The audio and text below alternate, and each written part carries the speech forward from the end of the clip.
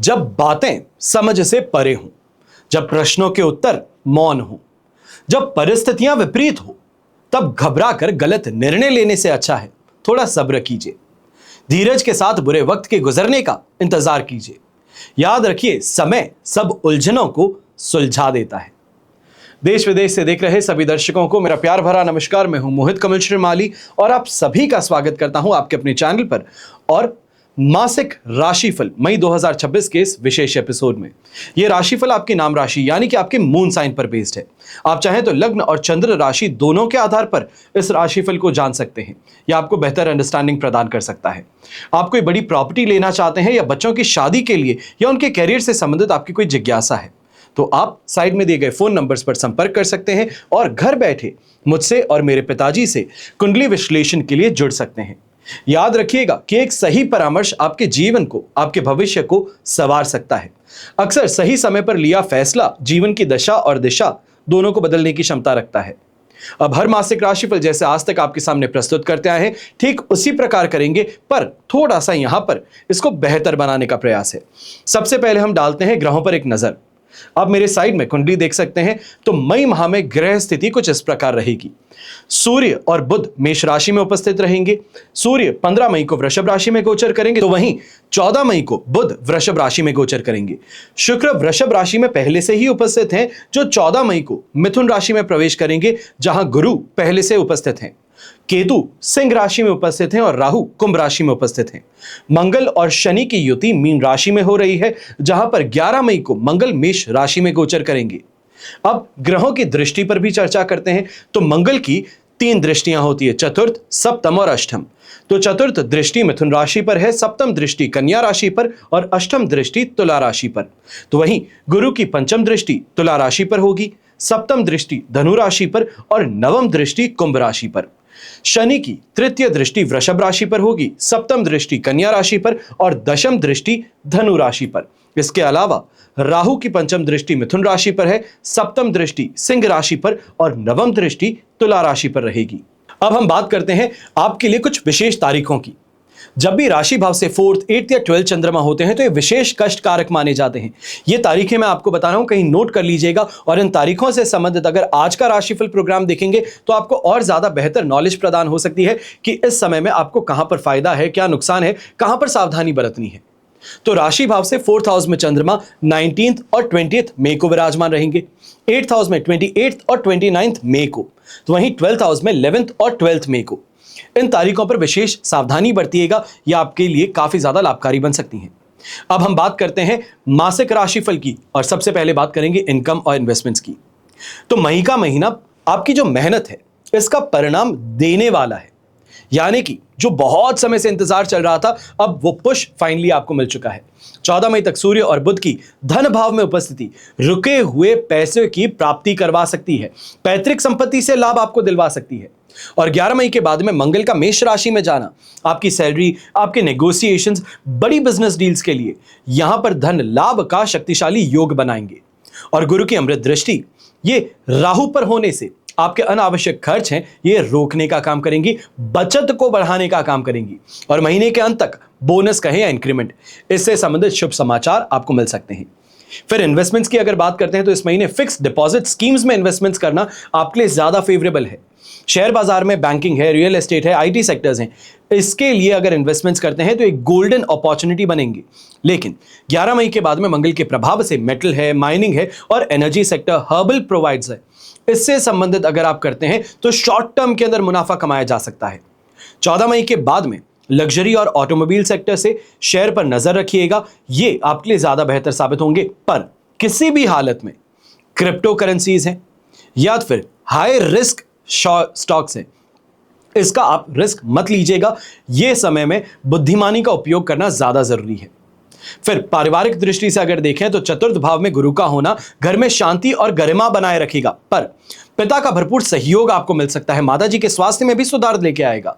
भाई बहनों के साथ में संबंधों में उतार चढ़ाव ऐसे समय में लगातार बने रहेंगे, इसलिए अपनी जुबान है, अपने शब्द हैं, इस पर बहुत ज्यादा ध्यान दीजिएगा। एक कारण है कि इंसान जानवरों से अलग है कि हमारे पास में सोचने की क्षमता है, सोचकर फिल्टर कर बोलने की क्षमता है। बस इसी क्षमता का उपयोग करना है। और घर की मरम्मत हो या गैजेट्स हो, इस पर इस समय में अचानक से खर्च आपके सामने आएंगे, लेकिन एक जरूरी इन्वेस्टमेंट की तरह होंगे। और 15 मई के बाद में घर में किसी मांगलिक उत्सव की रूपरेखा बन सकती है। फिर बात होती है एजुकेशन सेक्टर की। तो स्टूडेंट्स के लिए ये महीना जो है ये ऊंचाइयों को छूने वाला है, यहाँ पे अचीवमेंट्स वाला है। चाहे आप एमबीए कर रहे हैं, मैनेजमेंट से संबंधित कोई पढ़ाई कर रहे हैं, बैंकिंग सेक्टर से संबंधित पढ़ाई कर रहे हैं, क्रिएटिव आर्ट से संबंधित पढ़ाई कर रहे हैं, तो शुक्र गुरु की युति जो है ये विशेष लाभ का अवसर प्रदान करेंगी। अब यहीं अगर आप कंपटीशन एग्जाम देने वाले हैं तो 11 मई के बाद में फाइटिंग स्पिरिट आपके अंदर जगने वाला है। अब डिफेंस हो, पुलिस हो या लॉ हो, इससे संबंधित अगर आपको एग्जाम देंगे तो ये आपके लिए बहुत बहुत अच्छी अपॉर्चुनिटी बन सकती है। अगर आप फॉरेन जाकर के पढ़ना चाह रहे थे, सपना देखते हैं, तो वीजा से संबंधित जो परेशानियां हैं उसका समाधान आपको इस समय में होता नजर आएगा। फिर संतान सुख की बात करते हैं और संतान के सुख की बात करते हैं। तो संतान के साथ में आपके संबंध ऐसे समय में काफी अच्छे रहेंगे, एक इमोशनल अटैचमेंट रहेगा। अगर बच्चे आर्ट्स से, डिजाइनिंग से, बैंकिंग सेक्टर से या डेटा साइंस जैसे क्षेत्रों से संबंध रखते हैं, पढ़ते हैं या जॉब करते हैं, तो बहुत बड़ी उपलब्धि हासिल हो सकती है। उनकी प्रगति से समाज में परिवार का नाम रोशन होने वाला होगा। और वहीं हायर एजुकेशन के लिए अगर वो फॉरेन ट्रैवल करना चाह रहे थे तो ये समय सबसे ज़्यादा बेनिफिशियल है। अगर उससे संबंधित अरेंजमेंट करना चाहते हैं, फंड्स का अरेंजमेंट करना चाहते हैं, तो ये आपके लिए आसान होगा। उनकी सफलता आपके लिए गौरव का विषय बन सकती है। तो वहीं संतान के सुख की अगर बात करते हैं, यानी कि जो दंपति फैमिली प्लान कर रहे हैं, फैमिली को बढ़ाना चाहते हैं, तो 14 मई के बाद का समय आपके लिए अच्छा है। शुक्र और गुरु की युति प्रजनन क्षमता को बढ़ाती है। और यहीं आईवीएफ है या किसी विशेष मेडिकल ट्रीटमेंट की मदद लेकर के आप आगे बढ़ना चाहते हैं, तो 11 मई के बाद सफलता आपको मिल सकती है। तनाव मुक्त रहिएगा और ऐसे समय में भक्ति में लीन रहिएगा। और अगर बहुत समय से कोशिश की है और एक ट्रायल पहले फेल हो चुका है, तो ऐसे समय में संतान गोपाल यंत्र का आपको उपयोग जरूर करना चाहिए। इससे और ज्यादा संबंधित जानकारी चाहते हैं तो साइड में दिए गए नंबर्स पर आप संपर्क कर सकते हैं। फिर बात होती है आपके कंपटीशन की। तो ऑफिस में ऐसे समय में चापलूसी करने वाले जो आपके कलीग्स हैं, उनसे सावधान रहिएगा। ऐसे समय में गुप्त शत्रु नहीं है, बल्कि ये लोग हैं जो चापलूसी करते हैं। केतु के प्रभाव से शत्रु सामने तो आएंगे, लेकिन यहां पर आपकी छवि बिगाड़ने की कोशिश ज्यादा होगी।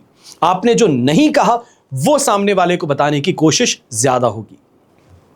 बिजनेस की अगर बात करें तो ऐसे समय में बहुत भारी कंपटीशन जो है ये फेस करना है, पर ये कंपटीशन फेस करके इसको बाहर निकलना है। 14 मई के बाद में आउट ऑफ द बॉक्स आपकी जो स्ट्रैटेजीज हैं, आपकी थिंकिंग है, आपका कोई काम करने का तरीका है, ये कंपटीशन को पछाड़ने में सहायक सिद्ध होगा।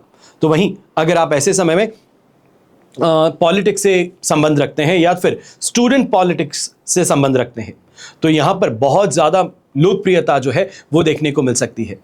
विरोधी जो है वो हावी रहने का प्रयास करेंगे, पर आपको सिर्फ और सिर्फ एक काम करना है, धैर्य बनाए रखना है। ऐसे लोगों को इस समय में कोई भी जवाब नहीं देना है। इतना सा अगर कर लेंगे, कोई भी कंट्रोवर्सी से अपने आप को स्टीयर क्लियर करेंगे तो आपके लिए फायदा है। फिर बात होती है आपके लिए हेल्थ की। तो राशि भाव में शनि मंगल की युति है। यह शारीरिक थकान और नींद पूरी ना होने की शिकायत उत्पन्न करेंगे। हड्डी है, जोड़े हैं, मसूड़े हैं, इससे संबंधित परेशानी आपको यहां देंगे। विशेष सावधानी जो है ये 11 मई के बाद में आपको वाहन चलाते समय रखनी है, या फिर कोई भी हैवी मशीनरी उपयोग करते हैं, इलेक्ट्रॉनिक गैजेट्स को स्वयं सही करने का प्रयास करते हैं, या फिर घर के अंदर कोई ना कोई चीज रिपेयर अपने आप करते रहते हैं, तो इससे आपको सावधानी बरतनी है। क्योंकि अष्टम भाव पर मंगल की दृष्टि जो है ये चोट चपेट का योग बनाती है। यह कहा जा सकता है कि जो ऑर्डिनरी सा काम है वो इस समय में चोट दे सकता है, खून बहा सकता है। अगर कोई सर्जरी पेंडिंग है, बहुत समय से आप डीले कर रहे थे सर्जरी को, तो 14 मई के बाद का समय आपके लिए ज्यादा फेवरेबल रहेगा। आप इस समय में सर्जरी के लिए आगे भी बढ़ सकते हैं और फास्ट रिकवरी भी आपको मिल जाएगी। फिर बात होती है आपके लव लाइफ की, आपके रिलेशनशिप्स की। 11 मई तक पार्टनर के साथ में छोटी छोटी बातों पर बहस जरूर होगी, लेकिन 14 मई के बाद में शुक्र के गोचर के कारण रिश्तों में मिठास कहें, रोमांस कहें, ये फिर लौट आने का काम भी करेंगी। यहां पर बस इतना सा ध्यान दीजिएगा, प्रेम विवाह की अगर आप सोच रहे हैं तो 15 मई के बाद में परिवार से बात करना ज्यादा फायदेमंद है।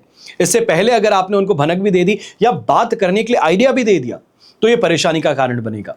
अब शनि की दृष्टि रिश्ते में ईमानदारी और मेहनत की मांग करती है, तो इसके लिए हाथ थामे रखिए और जो भी स्ट्रगल है साथ में कीजिए। ऐसे समय में एक दूसरे पर उंगली उठाना, एक दूसरे के ऊपर यह इल्जाम डालना कि तुम कोशिश नहीं कर रहे हो, यह गलती मत कीजिएगा। फिर बात होती है आपके मैरिड लाइफ की।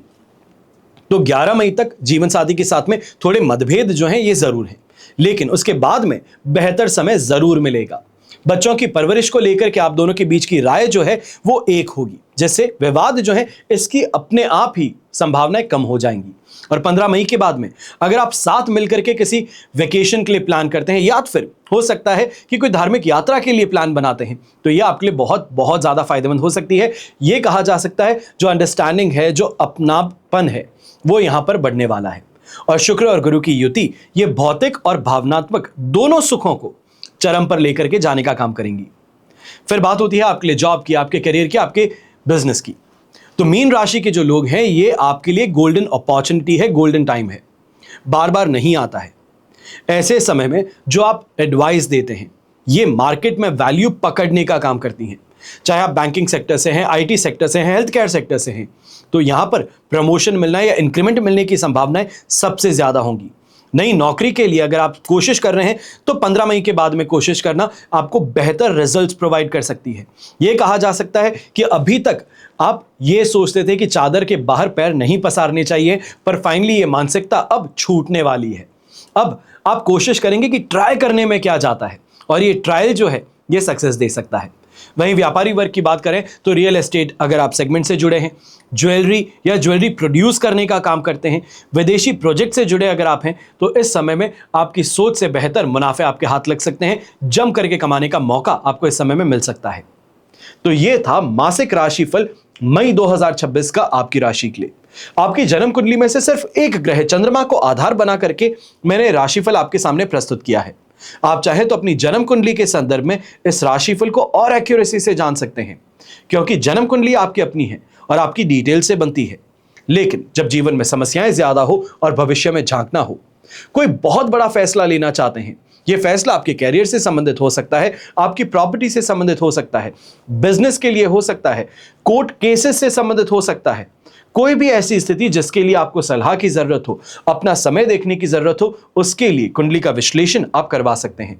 सब खेल ग्रह नक्षत्रों का है। जीवन में बड़े फैसले से पहले कुंडली विश्लेषण कर आप समझ सकते हैं कि अगर रिस्क लेना है तो कब ले सकते हैं, कितना ले सकते हैं, और रिस्क लिया गया है तो किस हद तक लिया जा सकता है। समय जो है इसकी सिर्फ एक खूबी है, यह पक्ष में और विपक्ष में खड़ा होता है। कर्म करना अच्छा या बुरा यह हमारे ऊपर निर्भर करता है।